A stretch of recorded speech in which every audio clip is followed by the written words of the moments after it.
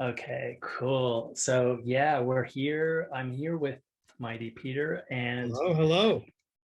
man, it's been a crazy like couple of weeks where, I thought, Mighty Peter, that we had turned a corner, that we could start making plans for gatherings, events, expos, and then this Delta thing is hitting us. Right, right. I know. It's Ugh, been it is what it is. it It is is what it what it is. is. We go with the flow. We have to. I Yeah. mean, what's your on-campus situation? We just got guidance on our end. We're still in person. We're still in person, masks, for at the moment, but Texas is high alert. The ICUs are packed again, and Yeah. I don't know what tomorrow is going to bring. I want to go see my dad in Mexico City. I don't know if I can, if they're going to do that quarantine again. You travel and you have to stay put for 14 days. Right, I know. And then you don't want to go there when they change it and be there. I know. So it's going to be oh my gosh, what does it take? What does it take for people to like common sense just to like work? More than what we've done. More than what we've done. So Let's talk about TV now. We're doing sort of a part two to the last episode. Yeah, a two-parter. This is part two, and so I'm gonna spill my beans. I had Chico and the Man, Wizards, Hintified, Mr. Iglesias, and Vida. Okay, great. We have some on the same on our list and some not. I had Chico and the Man. I had Wizards. I had Resurrection Boulevard. Which you wanted to talk about last time, I think. And we didn't, right? But I brought it up again. I put Los Spookies on mine. And I put Hentified on mine, but with a little bit of a question mark. And I put Greetings from Tucson with a little bit of a question mark. So I have those two sort of tied for fifth place. Okay. I had Greetings on there too, from what I was able to pull from YouTube. And I honestly, you and I've talked about this before, that show, someone needs to just come along and grab it from whoever's, hidden it away and put it back out there, man. I know. I'm going to, based on the last time we talked about this, I'm going to look into it because I don't know who has the rights at this point and what have you, but I'm going to look into it. I was just meeting over at Universal with a feature executive who remembered the show, and it's funny, I kind of forget about it for weeks at a time. And then I run into a meet with somebody and they're like, oh, I was an executive at Paramount when they were doing that, and they were the studio and they were in marketing, and they're like, that show was so far ahead of its time. And they were introducing me to another producer, and they said, you can't find it, but like I see the things that are out there. And I'm like, they were doing a biracial marriage, they were doing really hard like family stuff that had drama underneath it. It wasn't just the problem of the week sitcom. And it's a weird thing that you can't see it. It is so weird, man. Yeah. So speaking of which, we'll talk about that later. Yeah, I think you had House of Buggin' on there too, didn't you? At some point, I did, and I took it off. You know what? It's funny, but it's a good way to start our conversation. I sat down and I thought, top 5 on what criteria? We just said top 5, and I was trying to think about like, are we talking about quality? Are we talking about impact? Are we talking about particular performances? And so there's a lot of ways to look at it. And so House of Buggin' was on my list for a little bit, and it fell off only because I didn't remember as many specific sketches in it as I remember all these other moments in these other shows. And I feel like it wasn't impactful. It was gone so quick. Yeah, but Luis Guzman was in it. I know he'd worked before. and John Leguizamo was his Mm-hmm. show. Mm-hmm. And it was definitely in the era of, hey, in Living Color work, let's do that again. But I took it off the list because I just felt like, did it make a cultural impact? Yeah. Yeah, that's true. And yeah, in the same way, it's so weird. Like, why does In Living Color some is that people certainly our generation know and remember well, Yeah. but even like younger generations, maybe it's because of J Lo. I don't know, the Fly Girls or something. I think it's because it gave rise to so many people that worked for so long. Mm, I think it ran for a long time. So I think it has a bigger hook into um, sort of cultural quotient. The idea of the people have much more of it to remember. mm, mm-hmm. And it also went through some cycles. Like there was the original cast. I don't think Jamie Foxx was in the original cast, but maybe I'm wrong. But then there was the whole second wave of people that involved. I know Alexander Wentworth was on that after Kelly Caulfield left. Um, Lo, I don't think was an original Fly Girl. She came in later. Sean Wayans was the DJ, and I think he ended up being then on the show. He went from like SW1, the DJ, to being a member of the cast. And so it felt like it went through some cycles. Mm-hmm. It had its day. House Yeah. of Buggin was here and gone. Now, was that the period when you were yourself were, doing stand up and all that? I was at Second City, I think, if I look at the dates right. It's been like Uh, what, early 90s to mid 90s or something like that? yeah. Let's see. Might have been Um, some overlap there, right? I think there might have been. House of Buggin was 95. And Yep. I'd left Second City and I was just moved to LA. Mm, So I had just left Second City and came out to LA and I was looking for work. Um, and so that's why it fell off the list. yeah, But gotcha. but what's on my list, I guess that we have in common. Oh, and let's talk about my two-way tie for 5. So Greetings to Mhm. Tucson and Hentified, I feel like Greetings to Tucson, it was dealing with things in 2003 that people weren't really dealing with. It was the sort of first, I think, and hopefully there'll be researchers that'll back us up, but I think it was the first interracial marriage with a Latino regular since Lucy. Mhm. And um, and we talked about it, and we had good and bad role models, and we had all kinds of stuff happening in it. But again, it was 22 episodes and done. And Yeah. so I was like, did it make a cultural impact? Did it make a cultural impact? And then with Hentified, we only have one season. And so I Mhm. have the same feeling about it. Now they're going to have another season. And so we'll see. But I felt like I Oh, wanted, they are. they do have one season coming. They shot it, they're in editing. Oh, because that's news to me. I'm Oh, behind the great. times on this, man. Because I thought, I know that I heard it wasn't renewed, and Yeah. I was so upset. And so, can you tell me like what happened, what I missed? No, I don't think you missed anything except for I Okay. know that you're very active on Twitter. And I know that about you. And I know that there's a lot of um, oh my God, we got to save the show. You got to show up for the Mm, show. And there's that whole school of thought. And I think that sometimes when you read those, you're like, is the show in trouble? But the show got renewed. It got renewed right around when it should have gotten renewed. And I think that sometimes when you talk about zeitgeist, you talk about pop culture, the messaging around stuff can give people a false impression. Like I'm always of the mindset with Gabriel that we'll just celebrate the wins and we won't talk about the gray mhm, areas because you don't mhm. want people to have that idea walking around like what happened.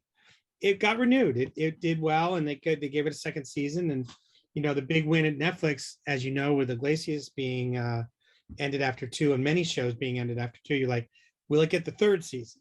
Because there's 2 seasons together are going to be not even as many episodes as Tucson was, right? It'll Right. be 20 when they're done, and we did 22. So you really want something to get some momentum. So that's why I tied those two for 5. Mm-hmm. Mm-hmm. Yeah, that makes a lot of sense. Identified. Let me ask you. Okay, Yeah. so one of the reasons why I had it in my top 5 was honestly, it's the character Eric. Man, I freaking love that character. Like, someone who can say that Alexandra Dumas is a ride or die writer is like Right. for me my hero. Right. Right. Yeah. I mean, and I like the complexity there, right? Hmm. And I feel like um it may not be, it's real. Those people exist. They walk around our neighborhoods. And I think that's really special to show somebody like Eric, right? Eric. And I will also say it's not tropey to mainstream culture, but I would say we all have that person. I mean, I always used to call it a blue collar philosopher. We always had like my Uncle Dave was like that a little bit. And there was always somebody around who Hmm. had seen just enough and read just enough to start to have theories about things. And yet he always was able to spin those theories in the nomenclature of the moment and the location. And so that's where you get, Dumas, my ride or die, like that kind of stuff. Hmm. My uncle would hold forth on music and music theories, and he wasn't a musician, but he had this idea of like, who are the Stones and who, and how do they all fit in, and where does War fit into that, and how does Eric Burden, what's he doing playing with War? Like he had all these crazy theories because he loved it so much and he was a real listener. So I think that character. I also love um, the painter, but I think we've talked about her before on one of our episodes. I love that character, but I also know that sometimes when you talk to artists, they're like, why, what is the fight between her taking a commercial job to paint or not when, Mr. Cartoon and Estevan are doing it that right downtown? They're like, yeah, we'll make a Nike shoe, Hmm. so it's interesting that there's this Mm. complexity to that character, but I, I want everyone to have that same level of depth, but I'm probably just greedy that way. No, that's interesting. I don't want to spend too much time Yeah. on that character, Anna. But it is interesting. That feels like maybe a little bit kind of throwback. Yes. You know, Yes. like we're not actually. That's real working artists, Latinx artists today aren't really torn. There's no. That's not the tension, right? No, it's not. And I don't think that, and I think it transcends, and we can move on to another thing, but it transcends. It's not just Latinx artists, it's Yeah. artists, it's musicians. Like there's no band that exists now that would have the same conversation that the Clash did when they said, oh, Ford wants to use should I stay or should I go? And the Clash is like, are you kidding me? No. Or you too, no way. But we're so not in that era anymore, for good or bad. We're just in the era where Yeah. U2's like, yeah, we'll be part of an Apple ad. We're good. So it's Hmm. just you're right. Throwback's a good way to describe it. And then of course the character Casimiro, right? And the kind of gentleness but also stubbornness. I think you and I both recognize that in Yeah, our dads, and for sure. yeah, no, there's, like you said, I think the layers, the good writing of characters in general, the tensions that are created. Yeah, I think that one, I think, yeah, I think it's a top 5. Yeah. Um, the, What was next on your list?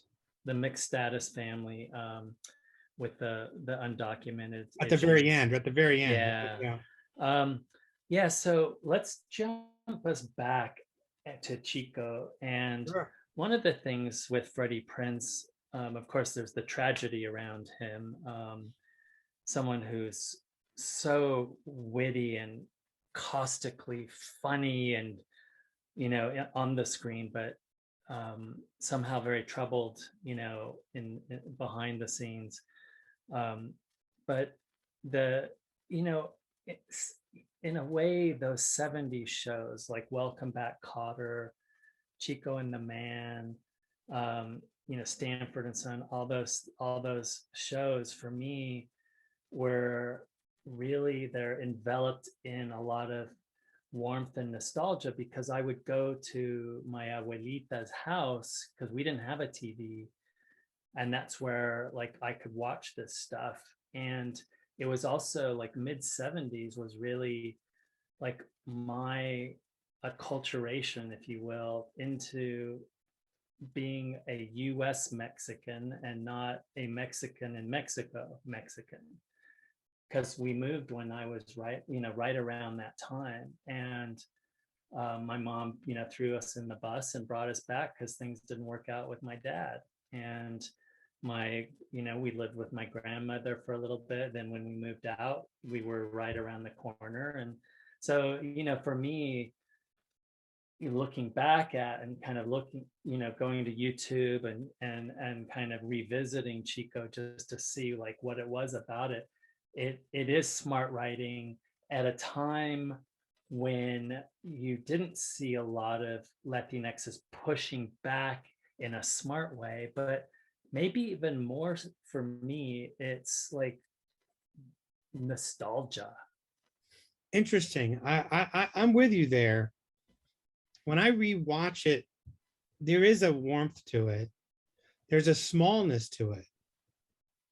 Two guys in a garage for minutes at a time, without a ton of hustle and bustle, And I agree with that. But I would say, and maybe there's a difference in socioeconomics to, we had a TV. We were not doing great, but we had a TV.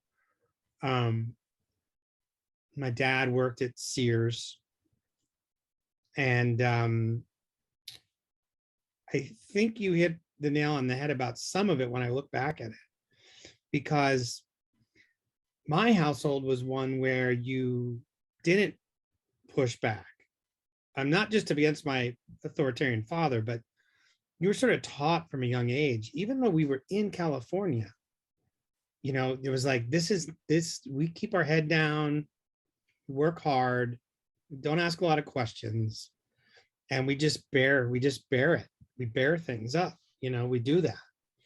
And so when I rewatched what I saw on YouTube, it was just fascinating to me that like Freddie Prinze was just not having it.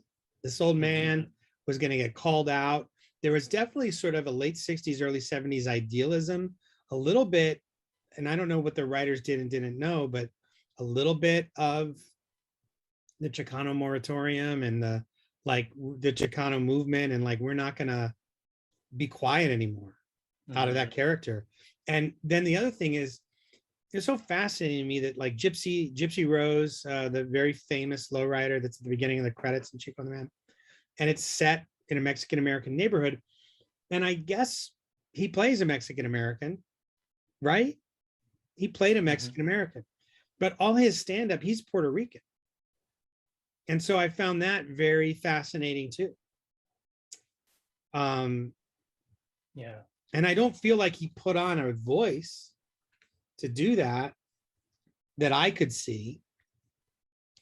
I mean, he might have been a little more gravelly, maybe. I don't know. What do you think of what I'm saying about the different?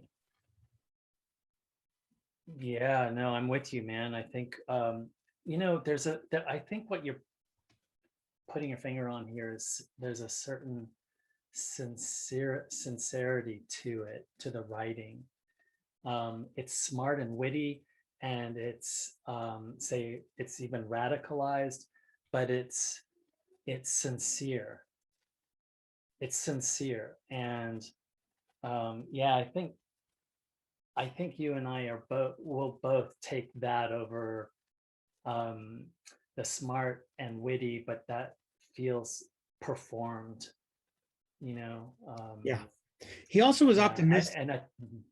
Mhm. wasn't he? Didn't you feel like Yeah, when he would get into it definitely. with Jack Albertson, it was like things are changing, old man, and you're gonna have to get with it because we are coming. This is the world now. This is how it works now. There was definitely a feeling of a hope inside that character. So I think for me, the nostalgia is wrapped up in possibility and also watching someone with their voice. Hmm. Yeah, really awesome.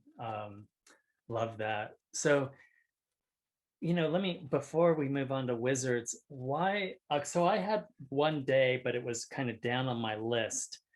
Talk And about I it. did, Tell me. I do love one day at a time. And I love that it's um, it brings in issues in ways that we can both laugh and learn from. Um, but I feel like I viewed out of it. I feel like I maybe have aged out of it somehow, if that makes sense. Um, and maybe it's just, you can help me on this because you've been in that space, but it must be so hard to write stories, narrative, compelling stories where the characters don't seem to age. Ah, yeah, it's a throwback in a way. Like, um, it's a throwback to the time when you would just Fred Sanford would have a problem and Lamont would be his dummy, his big dummy, and then they would get into it and there'd be a reversal. But then Junkyard is the same Junkyard, and things are like that. And you know, it's a throwback in that way. And I would say that with Mr. Iglesias, we were pushing those kids through that school. We're like, okay, you're juniors now, and these people have coupled together. The person that's the most like innocent and crush oriented with like stars in his eyes, not at all up to the intellectual level of this other girl, like they're going to end up together. And Mhm. that's going to be a thing. And Gabe is going to navigate, this situation at work and find a new person to be romantic with.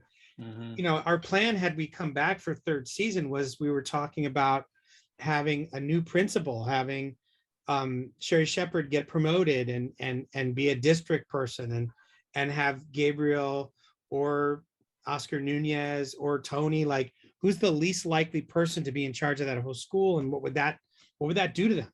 So we were always kind of in a mind there of like moving forward, pushing forward. I think that's a more modern way to look at these things.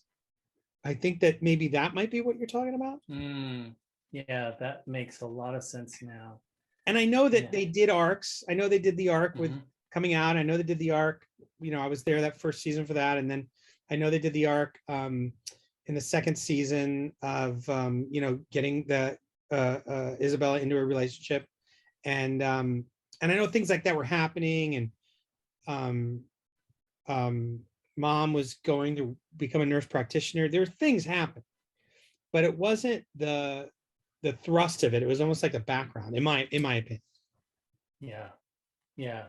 Yeah. That makes sense. It does. And I think that idea, like all the writers in the writing room are given the license to say, we're writing the characters for this season, but always be thinking about those characters in the you know in the future, and Yeah, that might be a way to kind of release that energy. yeah.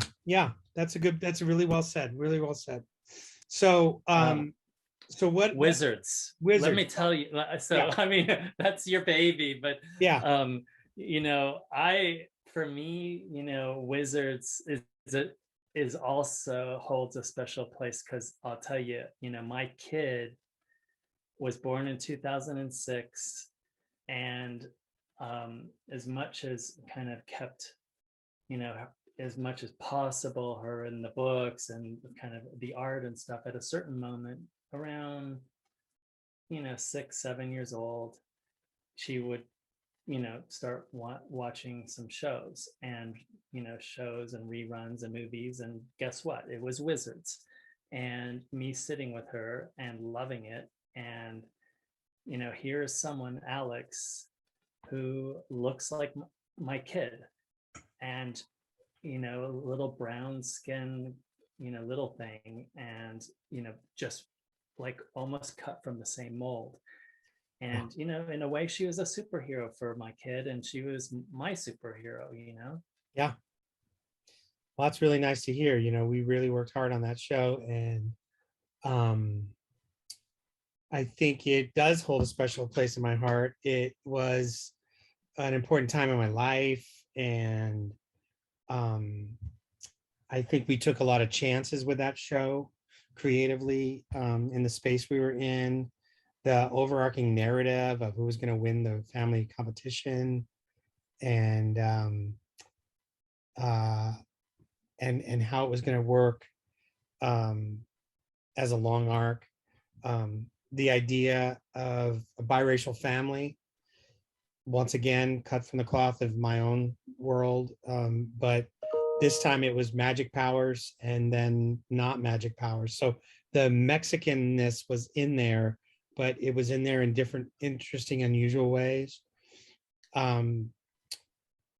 It was a special show, and I think we did a really good job with it. I think everybody really cared about it. I think it's interesting now, and it's funny, I kind of like these podcasts that we do, these podcasts, because I don't mind that sometimes my unvarnished opinion or the moment that I'm in is here, it's a way to be maybe a little bit less politic, and hopefully it's okay. But I saw an announcement that the Hulu show that she's on with Martin Short and Steve Martin is coming up. I don't know the name of the title. So Hulu, Murders in the Building, or maybe this will get edited out and you can put the right name in. But she was doing press for it, and someone sent me the article, and the article was like, oh, I signed my life away when I was at Disney Channel, and I picked this Hulu show because it's got a sophistication to it. And it kind of hurt. I was like, oh, we worked so hard not to be the silly show, and really kind of chart what it's like to be an adolescent and go through love, and how do you become independent from your parents, and really kind of do some stuff. And I was like, oh, you don't have to say that. Mm-hmm. But everybody grows up and everybody gets to retell the story of them growing up. So more power to her, and all that. But I couldn't help myself. I posted about it, and I just said, oh, I thought we were pretty sophisticated, but it's cool. It's cool. Yeah. Well, you know how sometimes things are taken out of context. Yeah. But yeah, only Murder in the Building. Yeah. We'll take a look and come back on that one in another podcast. For sure. Why? Let's get to the $1 million question. So, why Resurrection Boulevard for you? I think because it hit me hard. It was like right around the time I think I shot the pilot for Tucson, but it hadn't been picked up. So I think it was a contemporary time. It was a time I think we've talked about before where it felt like, oh my gosh, all these shows, George Lopez, Resurrection Boulevard, Greetings from Tucson, Jackie Guerra, stand-up, had a show, 4 shows within like 12 to 13 months. Like, what's happening? This is happening. And we didn't know it was all going to go away, quickly. But I think that I got to meet the creator at a function because I was doing a pilot, and I heard about the origins of that show. And when I watched that show, there were so many great actors on that show. Elizabeth Pena was on that show. Esai, I think, was on that show.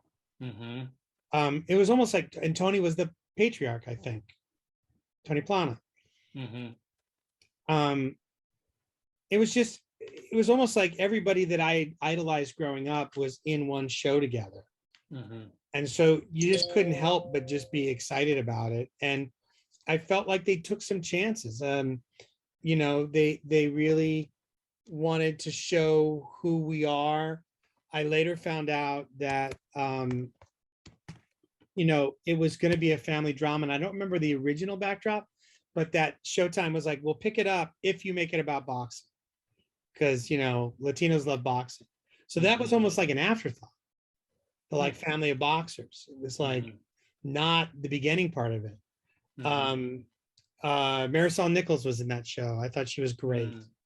Mm. Elizabeth Pena is right. I don't know if Isai was in it. Yeah, he was. He was in He it. was, yeah. And it just felt substantial.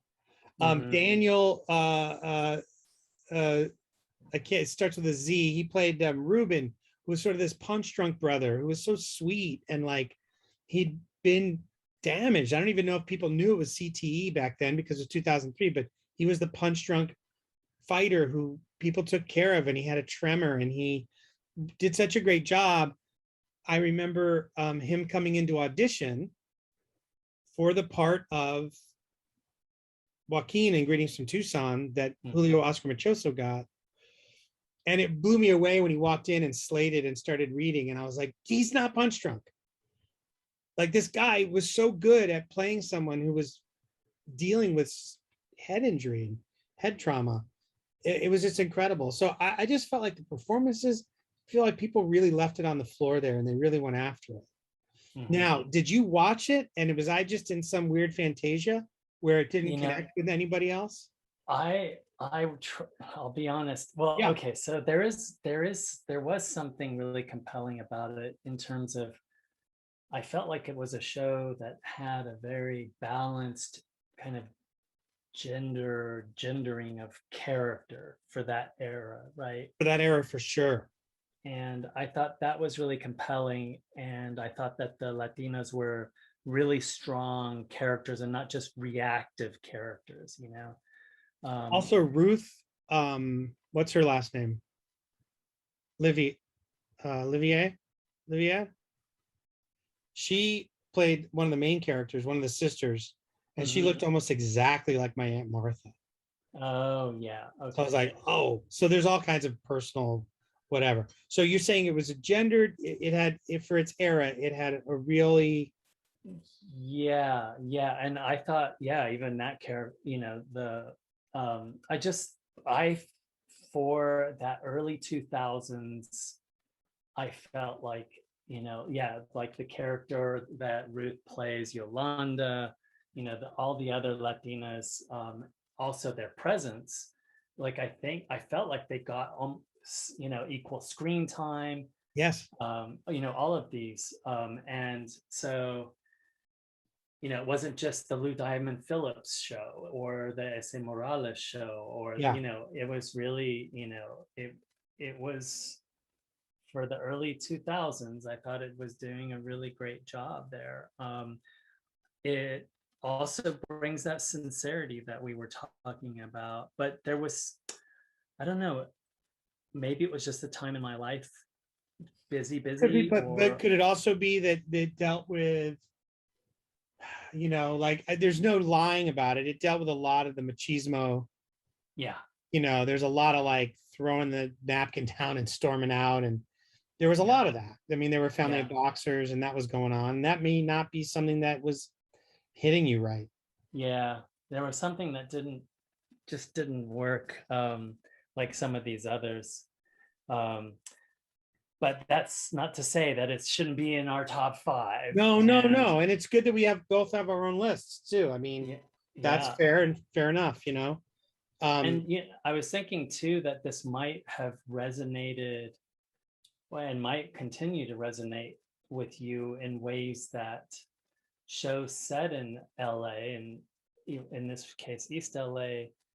um you know, you know, my experience has kind of distanced me from that part of my Sure, family more and more, and so my sure. connection to that part of the world, Boyle Heights, East LA, is really very, like, you know, it's stories that I heard as a kid I and stuff. understand. So there might be, just like the Dodgers, you know, and there might be something about some of these shows that also connect on that level. You're absolutely right. But I'll tell you another secret sauce to it, which is like you know, somebody should write an article about this. Resurrection Boulevard was created by somebody named Dennis Leone. Dennis grew up in Tucson and was a stuntman in old Tucson. So Greetings from Tucson, created by me. I did Wizards. My prima Sierra with Rutherford Falls, she's from Tucson. So there's an interesting thing with Latin or indigenous or BIPOC, whatever the label that's proper, but Tucson is not a big city, and there's 3 shows that I can name right away, 4 maybe, that are from people that lived there and grew up there, and it's interesting. So I think there's that to me, even though it was set in East LA, there were certain things that people did and said and wore and talked about in Resurrection Boulevard that I was like, wait a minute, what's going on there? And then later when I talked to Dennis, he was like, oh yeah, well that for sure was in there for anybody that was paying attention. Wow. Yeah. No, I wouldn't have caught that. But yeah, there must have been something in the water you guys were drinking. So it was our dedication to the flour tortilla. Awesome. You know, there are so many other shows I know that we were thinking of putting on there. What else did you have on there? Well, Los Spookies. Oh yeah. So we talked about Mr. Iglesias. Yeah. Go ahead. I had Los Spookies as a backup, and but yeah, tell me why that made your top 5. Because it felt like a benchmark. It felt like it was a show that was so itself and like delved into like the goth community. It delved into just some strange, you know, it was itself like, I guess what I mean by benchmark, it was like a show with Latinx characters that was freed of its shackles of having to talk about Latinx. They were just being themselves. And, you know, whether it was the platform, Fred Armisen, whatever it was that helped them get past the gatekeepers that want to talk about like, well, how does that work? Why do Mexicans love Morrissey? And this was just we're like, you know what? They love Morrissey. We're done with that. We don't want to talk about it anymore. We're just going to make stuff up now. And so I thought that was really an amazing feat. Yeah, that is true. In the same way that they're sort of almost freed of the flesh and blood, they were also free to explore and be Latinx in every possible way. Yes. Yeah. Yeah, I love that too. I had it as, you know, kind of a little deeper into my list, and I don't know why, because maybe, you know, in talking with you, my enthusiasm has grown, and I should, you know, put that back up. You can put it back up. It's also new enough that we want to wait and make sure that it sticks, you know? Yeah. We definitely should do a show just on Los Spookies. Oh my God, I would love to. I would also love to do a show on like maybe a third of these would be top 10 Latinx characters, because, you know, when we're talking about this list, it's almost like I Love Lucy. It's not a Latin show, but my Lord, you know, Ricky Ricardo, let's forget it, you know, and like, you know, Jimmy Smits as a lawyer in LA Law and Eddie Olmos in Miami Vice. There's these performances in television that were just so iconic that, but it's not in Latin shows, but it's like, oh, we need to probably talk about that. Yes, it's funny because this came up, I think, in another conversation we had, that the Peacock reboot of Saved by the Bell. Yes. And Aisha Garcia, played by the bilingual, totally fluent bilingual Latinx actor Alicia Pascual Peña, oh my God, she's just She's knocks on the it list, out. right? She's on the Yeah, list. And then at the yeah, same time, like I would say, like AC Slater, man, like yeah. what Saved by the Bell was, I missed it. I'm the wrong age to have really felt it in any way. But when we watch the reboot and you hear Mario talking about, hey, Hmm. nobody did do this for me, like the way it's a little bit meta and things like that. I mean, that's just an interesting character that's now existed in pop culture for 20 some years, right? Yeah, yeah. So we should do that episode for sure. Top 10 Latinx characters, definitely. Yeah. So I also had, speaking of like, well, Los Spookies and its, total exploration of sexualities and, Yes. Morrissey and whatever, and purple hair and this and that. Um, Vida, Vita. there was something about the sisters, and again, maybe the sincerity of the writing of those two characters, and then all of the kind of characters that are in their gravitational kind of pull, um, like Eddie, you know, the kind of partner of the mom who struggles with all sorts of stuff. I mean, there was something there was a lot of depth and beauty and compassion, I thought, in that show. I agree. And I think sincerity is a really great word to use to describe a lot of the shows we're talking about. And I think that comes from all angles, though. It comes from the intent of the network or the platform. It comes from the creative writing. It comes from the directing and the acting, casting. I think, um, and it also is, these are all shows still, I mean, in an era where there's not a ton of shows about us. Mm-hmm. So I feel like when you do get one going, there tends to be an enthusiasm within our community that lends itself to like, let's go, let's sprint. And I love that.